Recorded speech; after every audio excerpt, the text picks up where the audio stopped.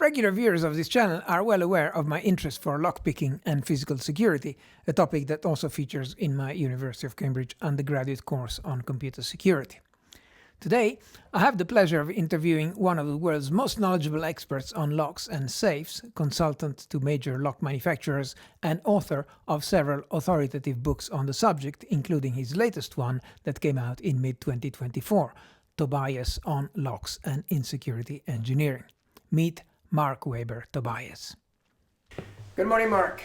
Good morning, sir. It's a pleasure to be here. Welcome to Trinity College, Cambridge. Yes, thank you. Thank you for the weather. Yes, I didn't pay enough.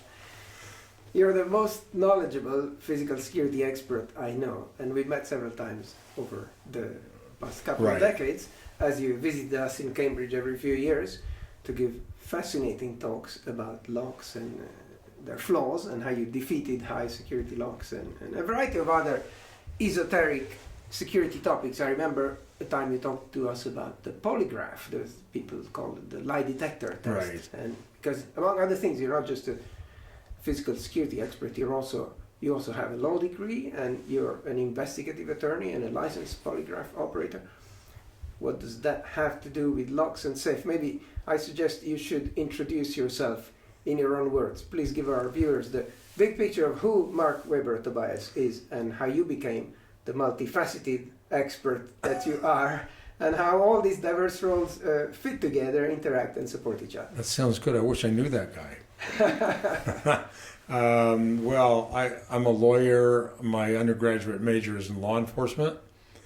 I worked in criminal investigations for our state government for many years and for our governor's office. But I started picking locks when I was 15, and much to the chagrin of my parents. It was by accident, and it turned into a mania, and I got very good at it. And when I was in college buying my law enforcement textbooks, I thought I could write a book, but the only thing I thought I knew about was locks. And so I wrote the first edition of Locks, Safes, and Security, and it went to crime labs and police agencies worldwide. And because there was no book on that subject, this was in 1970. And then 15 years later, I started on the second edition. It took 10 years to write. It was a 1,400-page book, still in print, Locks, Safes, and Security, second edition. And that has been purchased by a lot of agencies. It's a worldwide reference. And then I started consulting with major lock manufacturers because we started publishing defeats for all their high security locks that they didn't believe could happen. And so finally, most of them hired us. My partner is Tobias Manis, as you're aware. He's been here at Cambridge also lecturing. And we have worked together for 18 years, analyzing locks and security systems, and usually finding design issues and security vulnerabilities. So that's my background. Polygraph, because I work criminal investigation for the State Attorney General's office and Governor's office. Polygraph was a natural extension, and so I've also made a career out of basically interviewing and catching bad guys. And so, but there's not a lot of difference between bad guys and bad locks. So in your professional career, did the locks part and the law part interact very much? Or were they going not initially, but I actually figured out the nexus. I'm not an optimistic person. As my wife says, I'm a gloom and doom person. I'm always looking for the negative side of everything. And the reality is, as we discussed earlier, and as I discussed in the book, all security is about liability. And if there's a design error, problem, vulnerability, and somebody is hurt, killed, robbed, or information is stolen, somebody's going to write a check, whether the company, the designer, the whoever. So that's why when everybody figured out the nexus, why is a lawyer picking locks? When they figured out, because it's to keep us from getting sued, then they all thought, well, this is a good idea. So and when we analyze a product for one of our clients and we find a defect, we can't be forced to testify against our clients, unlike normal consultants, about defects we find. Because you're a lawyer. Because it's covered by lawyer-client privilege. So that everybody figured out that's really a good deal. And so in some part, that's why we're retained by all of our companies. That's interesting. So in my copious spare time, I'm also running a security consultancy company. Do you think I should get a law degree? No, you don't need it. But that is a real problem, because unless you're working under the auspices of legal counsel and you find a defect, let's say in smart cards, and there's millions of pounds of losses because the software wasn't designed right, somebody's going to get sued, and somebody's going to end up paying for it.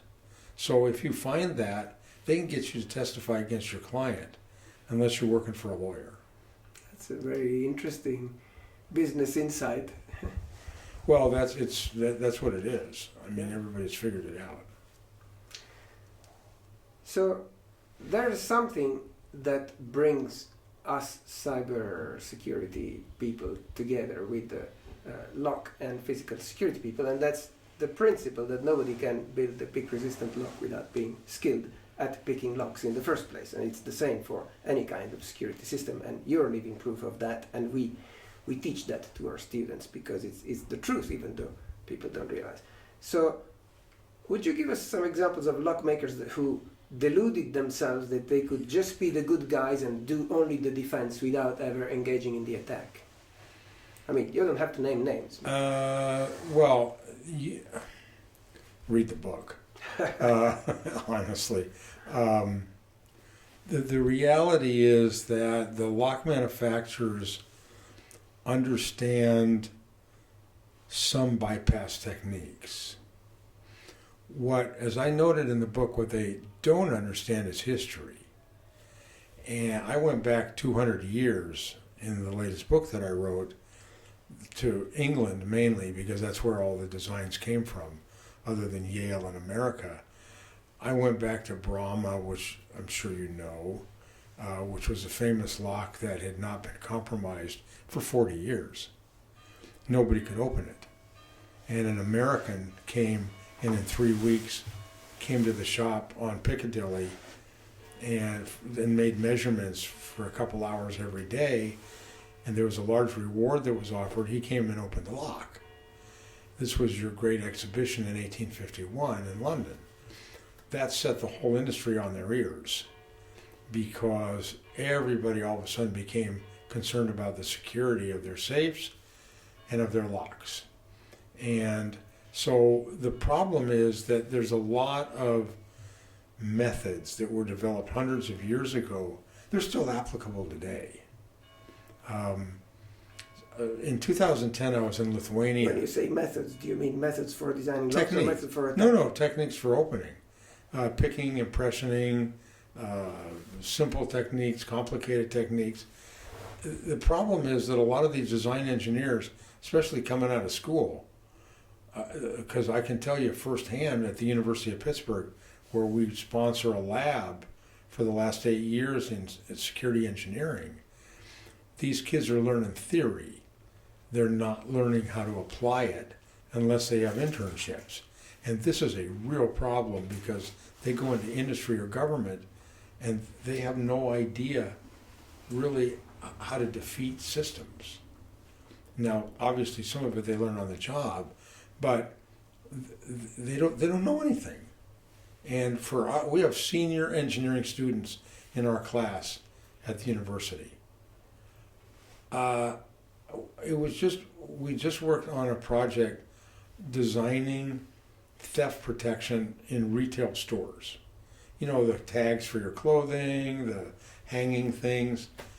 And so we got them some samples to see if they could do a better job. They couldn't figure out how to take them apart because it required the use of a Dremel tool. They didn't know how to use a Dremel tool as senior engineers. And my co-professor said, look on YouTube. And says, well, we need an instruction on how to do it. That's not very complicated. Yeah. And, you know, it's a motor and a cutting wheel. So this is the problem. And they don't, you know, they're taught magnetics. You know, our best friend from almost 400 years ago is Sir Isaac Newton. He's one of my buddies because He was at Trinity College, by the way. Oh, was he? Yeah. Okay, where we're sitting now.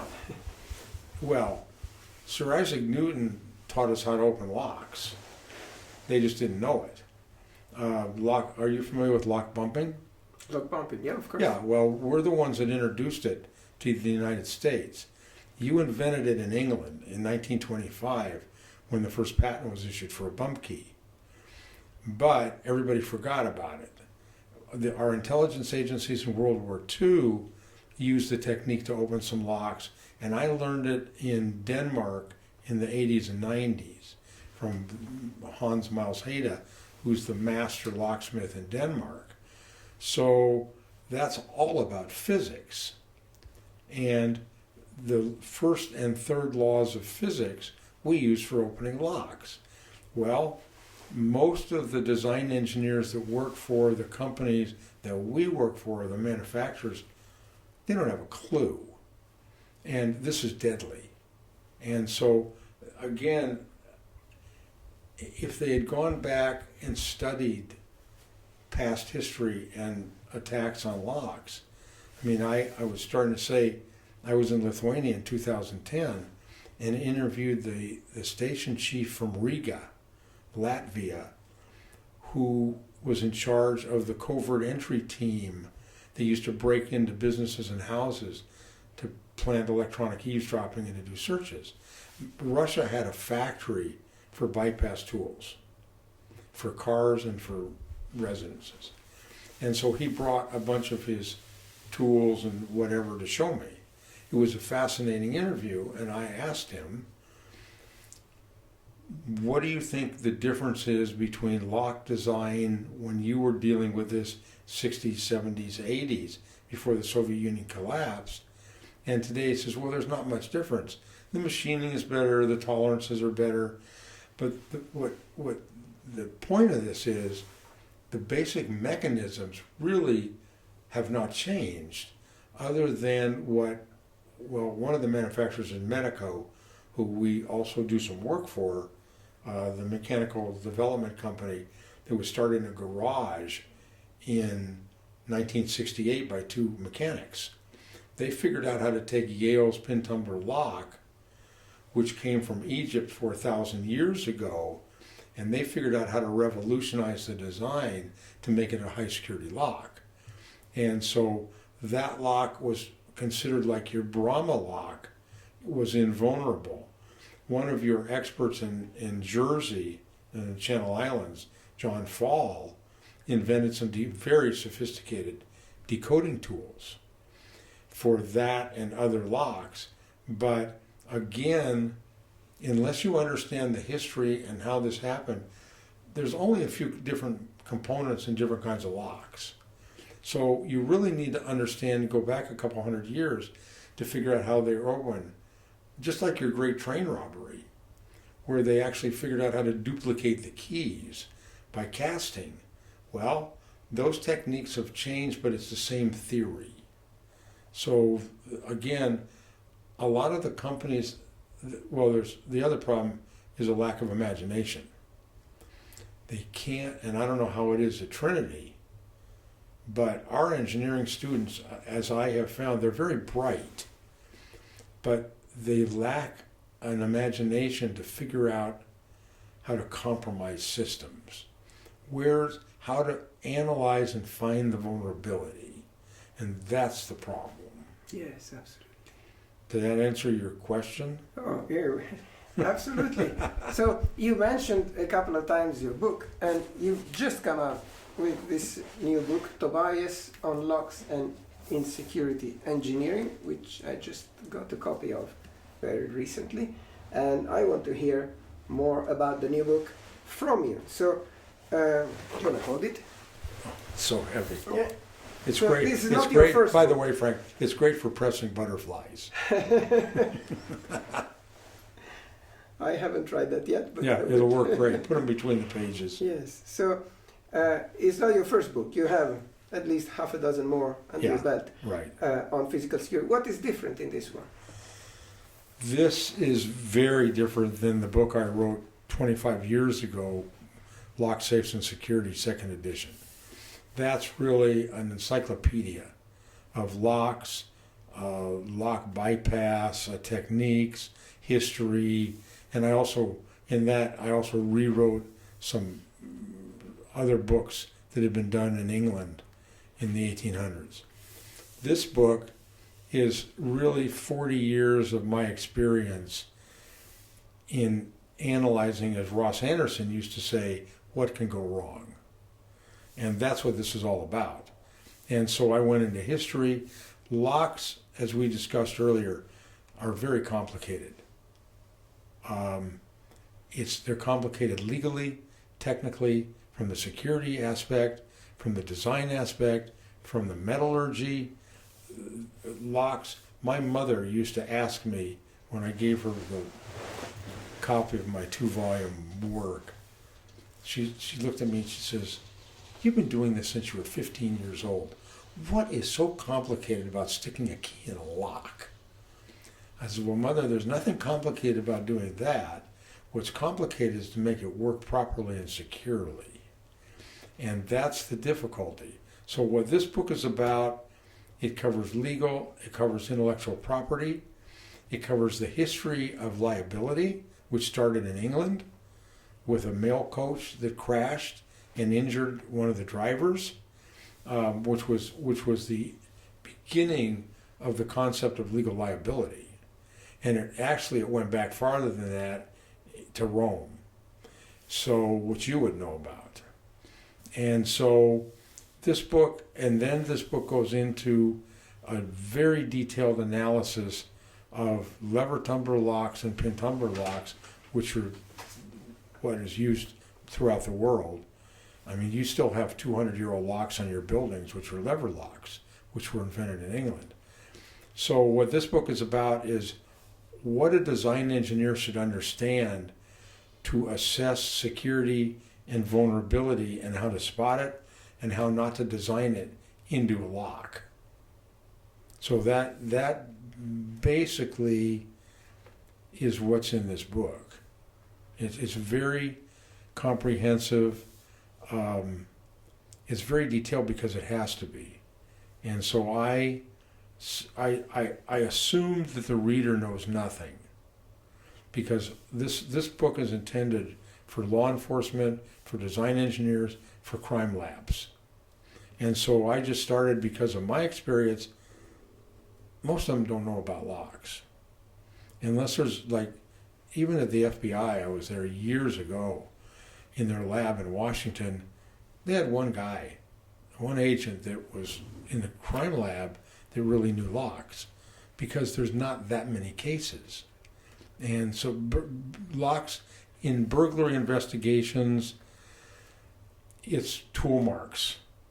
It's physical breaking, but it's not picking and very sophisticated technology. There's a lab, one of my colleagues in Germany, Manfred Goeth, had the best lab in Germany for 30 years. He came out of the BKA, the law enforcement agency. They analyze locks for bypass, both for the government and for insurance companies. And because there's a lot of fraud, and especially in automobile thefts. And so, of course, the manufacturers have helped deal with that by putting a lot of the electronics in the keys that the owners aren't aware of. And then they get caught because they reported their cars stolen but they had the car keys, and the car keys have the last mileage that was driven, among other things. So they get caught. But this is all in the technology of locks, and I tried to incorporate that, a lot of case examples, and a lot of rules for lock design in the book. Right, so there's an obvious segment of the intended audience of this book, which is lock designers. Yeah. But surely you intend this book to be more widely read. Who are the other people who should be reading this book, and what does it do for them? Every student at Cambridge. Well, this book was patterned after Ross Anderson's book. That's where I got the idea. Because what Ross's book, Security Engineering, was about vulnerabilities in cyber systems. Although he covered us in his books about locks and design, but it was mainly about cyber. So when I was talking with him once on one of my trips here, I said, well, what if I wrote the flip side of that book about insecurity engineering on mechanical locks? He said, that's a great idea. And so that's what I set out to do. And 3 years later, during my pandemic sabbatical, where I couldn't be traveling, that's what I did. And I hope it will help the industry, and I hope it'll help students that are embarking on programs in your school to give them a different perspective. Because when we lecture to design engineers across all of our companies that we work for, the first rule that we tell them is the key never unlocks the lock. And everybody says, well, that's not true. Yeah, it really is. In most cases, the key actuates the mechanism that allows the lock to be locked or unlocked. If you think in those terms, then you realize I don't need the key to open the lock if I can get to the mechanism that allows me to unlock it. And, basically that's what we do. It's scary, isn't it? Yeah. So I think it's a brilliant catchphrase, insecurity engineering, because it's something that puts people off. So surely I don't want to engineer insecurity into my product. So maybe you want to expand on what you actually mean by that. Is something that's desirable, something we want to do against, something we want to recognize and try to stamp out? Well, hopefully if after you've read the book and absorbed every word of it, it'll be a lot clearer. It's basically identifying designs that have vulnerabilities or potential vulnerabilities. I mean, one of the chapters in the book is hybrid attacks, which we basically invented, which basically means you take multiple types of attacks and you combine them. One of the problems, and Ross used to talk about this a lot, is standards, industry standards. Basically, I've been on the Underwriters Laboratory Standards Technical Panel for more than 15 years for locks and safes. So we write and review the standards by which everybody gauges the security of their locks, both commercial and government. So the problem is those standards, first of all, they're always out of date because they're not reviewed, usually 5 to 7 years for review and rewritten. So the problem is they're guidelines. But most of the ways that we open locks or compromise access control systems are outside, or they're not enumerated directly in the standards. So to us, the standards don't mean a lot. And everybody thinks they're their legal shield, and if we comply with their standards, we've got a lock, you don't have to worry about it, because most consumers and large corporations, they don't have the facilities for doing internal testing. And if they do internal testing, most of them don't know what they're doing from a technological standpoint. So the standards, I mean, I referenced a company in America called Medico, which I think is one of the best high security locks in the United States. It's used in England, it's used all over the world. we looked at that and figured out how to exploit some embedded design defects that they were not aware of. And the relevant issue is, why were they not aware of them so that they could be exploited and fixed? So we did a study, an 18-month project from start to finish. My partner, Tobias Blues-Manis, and I, Toby worked for the largest medical lock shop in Miami, Florida. So he was intimately familiar with Medico.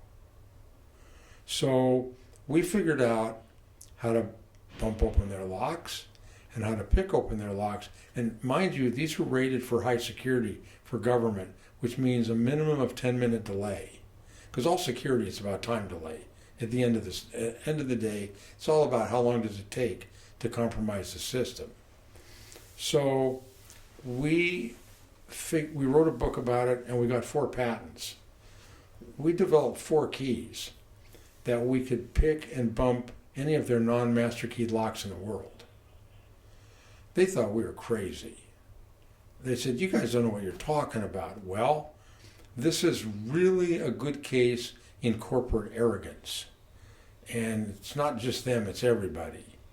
Because they couldn't believe, unless they figured it out on their own, that it didn't exist. And that's a perfect example of insecurity engineering, because they missed some things. They missed some things that allowed us, best time, 23 seconds to open one of their high security locks at our high security government facility in Miami. That's a real problem. And so that really opened a lot of eyes once we came out with our book. And by the way, those locks are also used at the Palace here in London. And we did a government briefing for your home office in Las Vegas a few years ago when that book came out. And the government guys from the UK said, "Well, what would it take for you to come to Britain to demonstrate and show us?" I said, "Oh, no problem. If you'll allow us to pick the locks on the Queen's bedroom, if we open it, we get to go have tea with her." And of course, that's just how we don't think that's going to happen. And they probably haven't replaced the locks either. I just gave a lecture in Paris a few weeks ago about the same subject. And this is the best lock in America. And so basically everything can be compromised, just like in your world of software. It's just a question of how well it's designed. But there's always vulnerabilities. The question is, if your engineers are smart enough and have the imagination to figure them out, to fix them. And that's the same thing in our profession. Yeah, so in the cyber world, there's a kind of gentleman's agreement that if you're trying to break into a system as a good guy, as opposed to a bad guy, then you're going to, once you figure out how to do it, you're going to give the manufacturer some leeway, say 90 days, in which they have a chance to fix it before you go public with it. Then if they don't care, they don't seem to respond, okay, well, you just egg on their face because you actually go public with it. Is there an equivalent in the physical world? Yeah, I started that.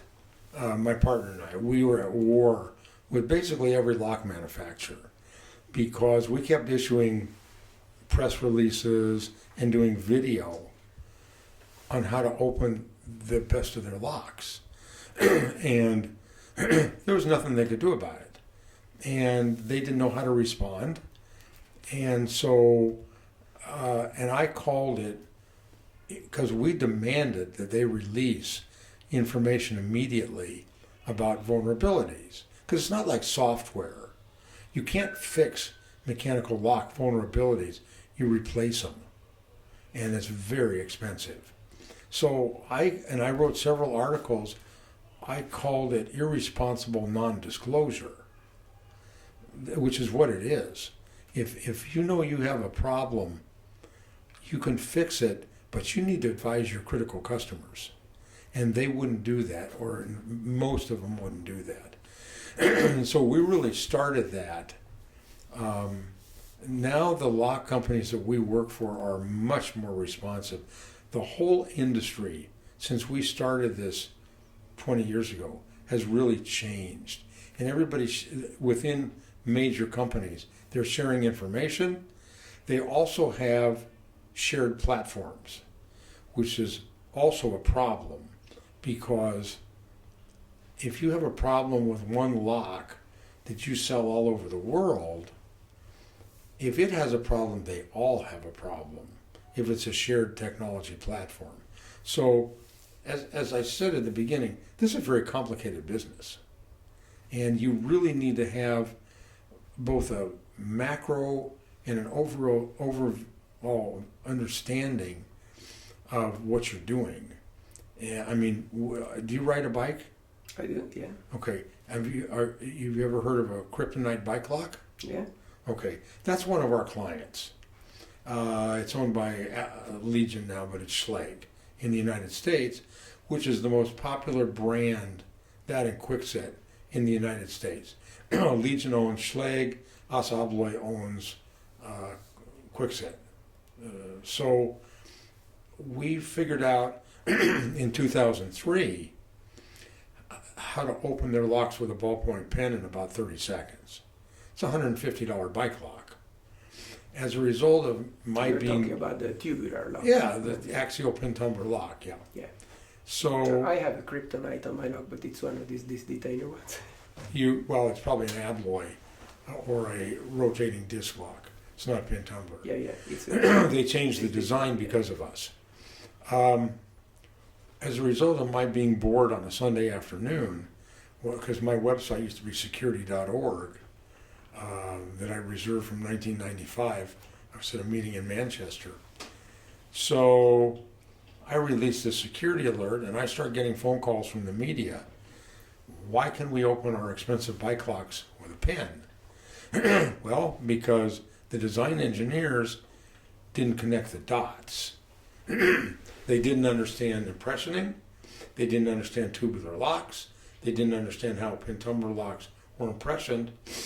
And they didn't understand the diameter of the tubular locks they were using in contrast to the big pen or the paper-made pen. And again, this is a lack of imagination. This is all documented in the book.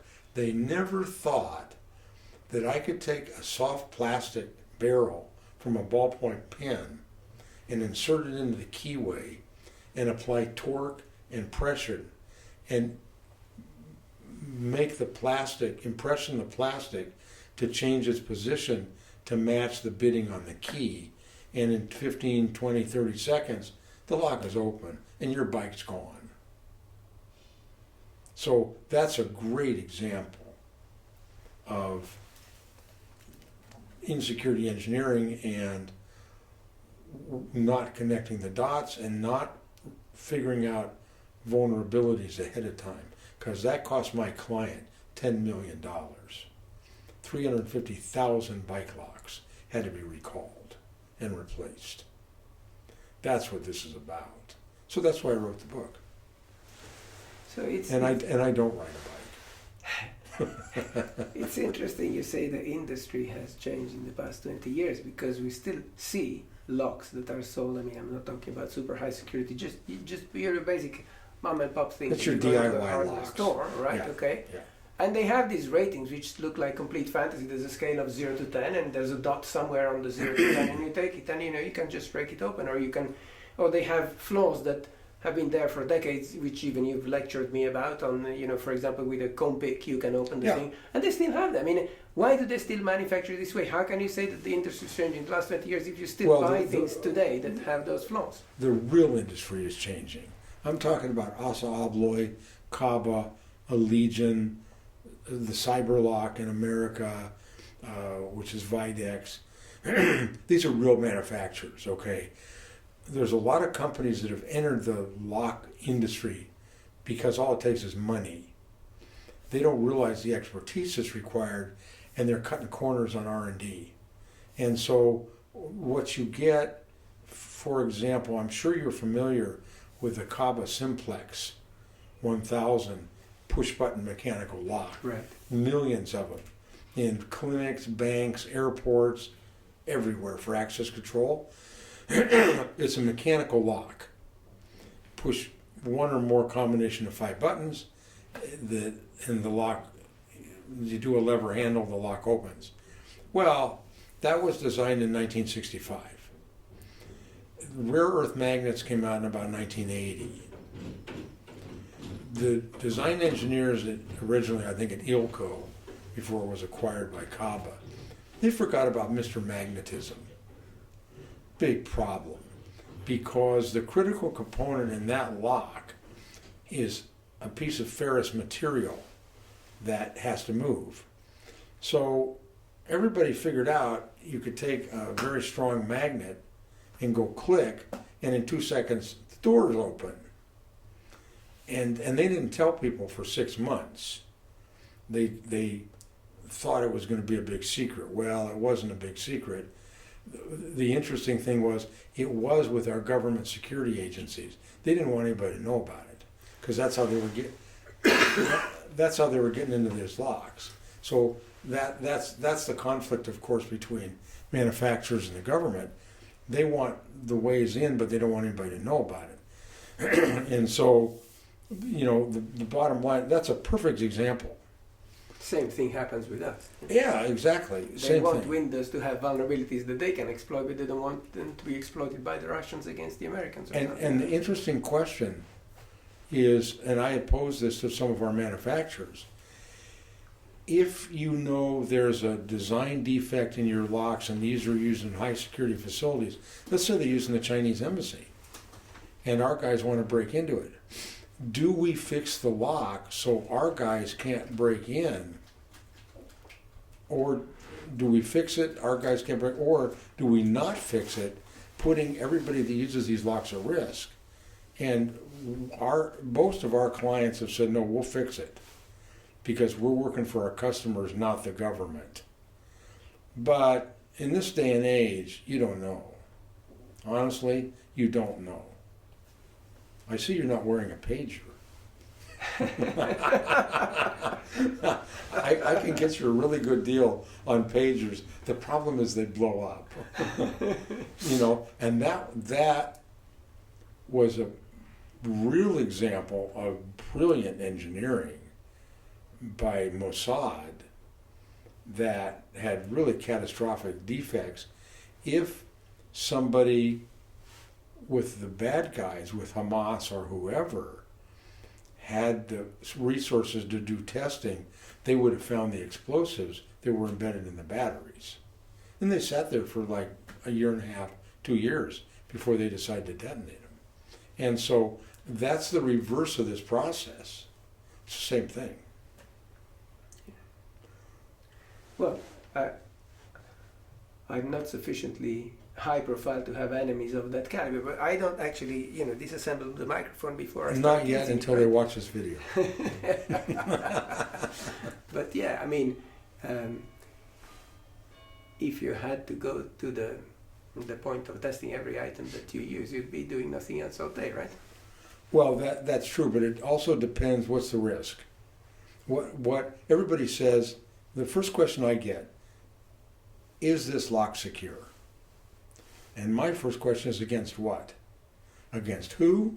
Against what? And what are you protecting? And what's the environment? And what's the time delay? How much time do I have to compromise a system? It's all, as I said, it's all covered in the book also. Yeah, you have your rule, the 3 I have my rules, yeah. You So want to mention that? there's 180 rules over the years of my lecturing, that for all the PowerPoints that we've done, that I kept developing more and more bullet points that turned into rules, as I call them, axioms and guidelines, about what you really need to understand.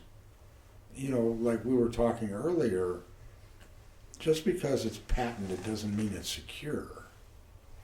It means it's got a patent because it meets the 3 criteria of patentability. But the patent office doesn't test what's in the patent to see if it's secure or not.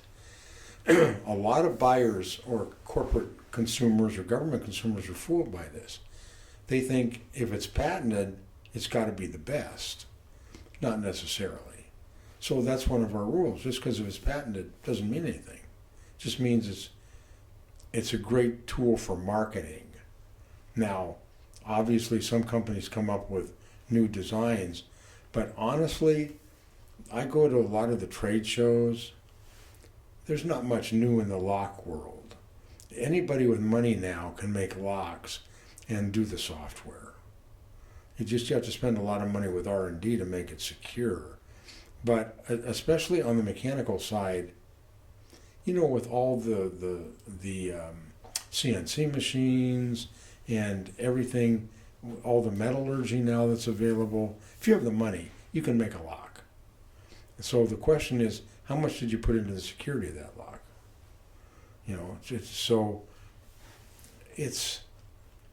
It's for me, like I said, I started when I was 15, but I started taking things apart when I was 3 years old. The cover of my next book is going to be a picture of little Marc Tobias sitting naked on a toilet, covered with black ink. My father shot the picture. My dad was a mechanical engineer from Carnegie Tech, which was before Carnegie Mellon.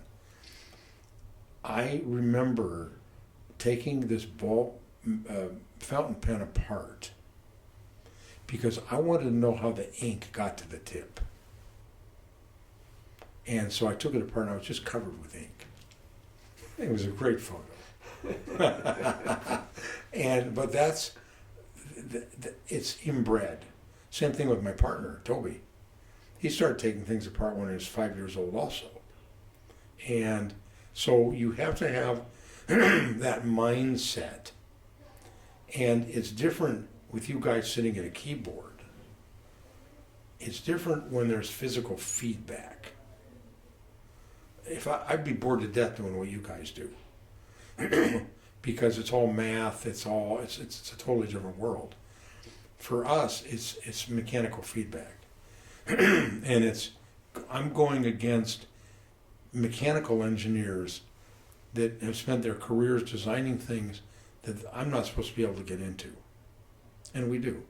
And worse than that, we take 11-year-old little girls at DEF CON and they open high security locks in 30 seconds. It's not bad enough that a little boy opens it. But nobody expects a little girl, who actually are a lot better often at lockpicking and this kind of technology.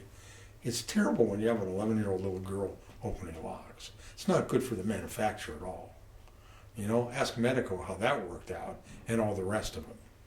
And so see, when we started, nobody thought we could bump open high security locks. Everybody in the industry said, you guys are nuts.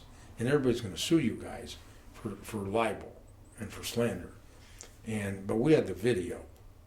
And we wrote the book, and everybody realized, there's a really big problem in the industry. And again, it goes back to Sir Isaac Newton. Nobody understood how the laws of physics apply for lock design. And we do. And especially, it's not only Newton's third law of motion, it's his first law of motion, which of course you know by F heart. equals ma, yeah. Of course. And so we compromise some very high security electronic locks using his first law of motion. And because all the design engineers that did the testing, they weren't doing it right because they didn't understand the physics involved in worm gears. You know what a worm gear is, yes? Like a spider. Well, yeah, it's a little motor. Your little microprocessor drives a motor that drives like a little screw gear that controls a wire that controls the locking element for locking or unlocking. So the trick is to make that screw revolve so that the element that it drives will move. So we figured out how to do that. And everybody that was doing the testing at all the lock manufacturers because everybody uses worm gears. So everybody was trying to use a drill motor to high-speed spin the knob to see if they could get it react. Well, that didn't do it. Nobody could open the locks that way. We figured out how to open the locks. And when we went to one of our manufacturers who showed us a prototype that we were not involved in designing, but they said, what do you think of this? I said, I don't know. Send us some samples. So they sent us some samples, and we had it open in about 30 seconds. And they had the normal response, never in 1,000 years would we have believed you could do this, because they just didn't understand the physics. And so everybody in the industry had to do their redesign. Some of them took several years. Again, if they had imagination and had known what they were doing, it would have saved everybody a lot of trouble. So you obviously get often involved at the testing stage when they got the prototype. Not in testing, design. Do you get involved at the first making the thing in the first place as well? No, they do. No, they do prototypes.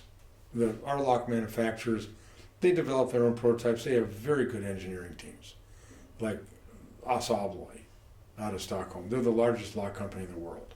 They own lots of lock companies. They have really good design engineers all over the world. But they miss stuff. That's why we work for them.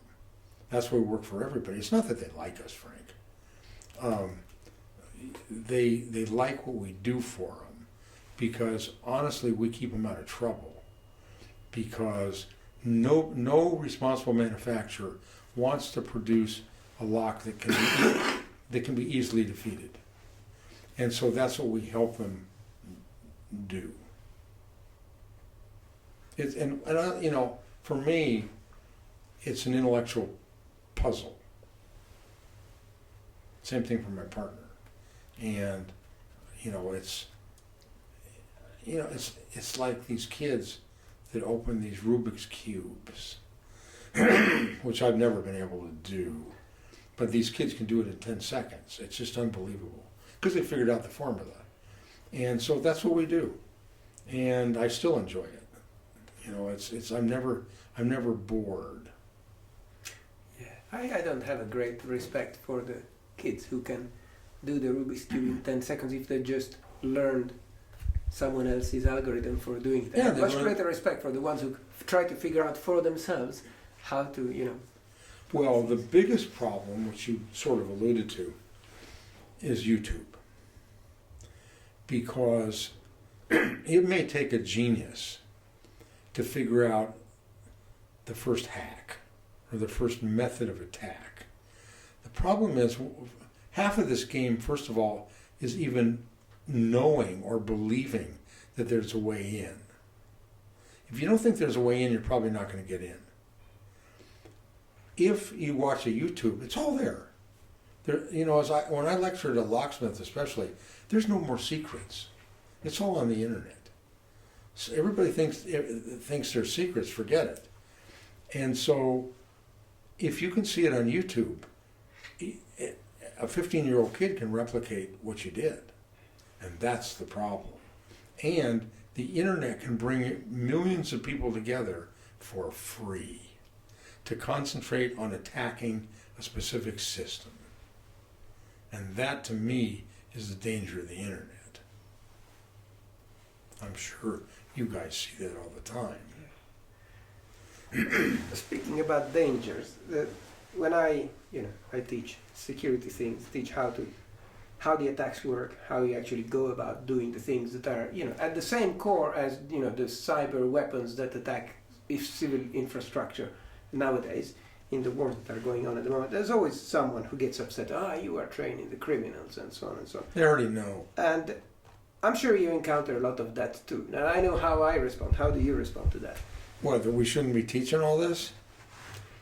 I hear it all the time. Why are you telling people?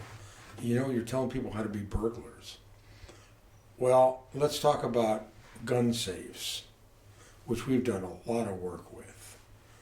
Because I was an expert witness in a case where a deputy sheriff out in Vancouver, Washington, had a gun safe that was issued by the sheriff's department.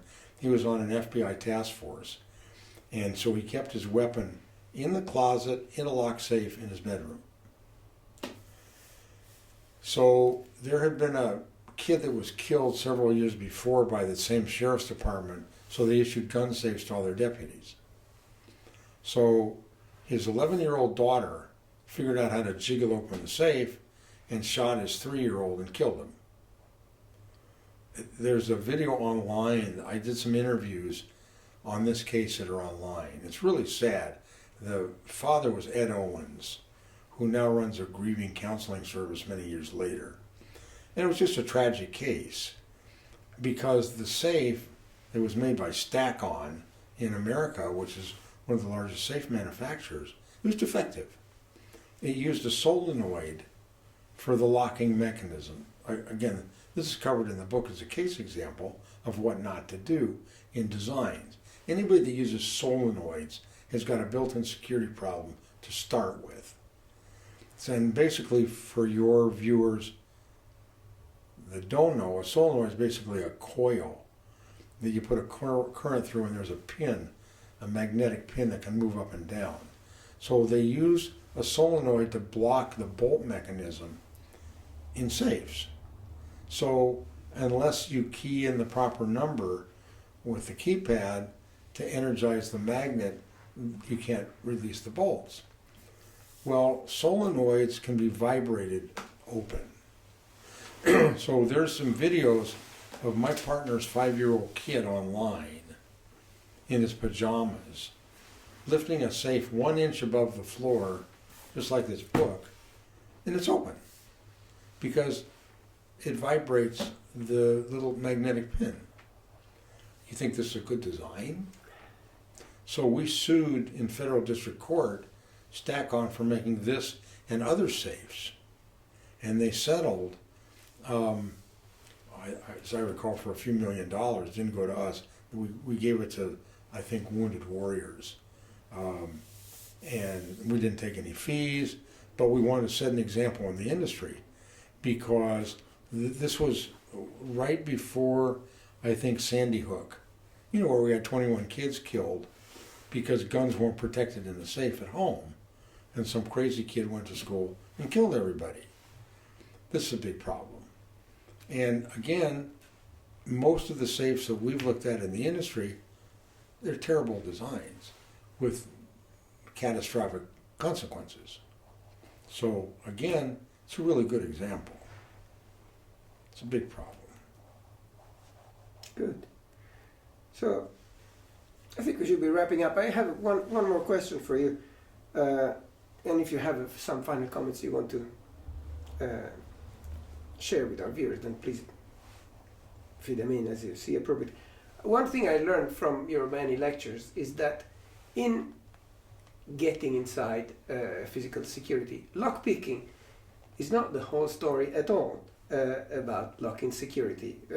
What's the relative importance of lockpicking to everything else? And how much of your book is lockpicking? I imagine a small fraction. What else It's actually a small, matters? well, in my big book, 25 years ago, there's a very long chapter about it because there's a lot of different ways to pick a lock.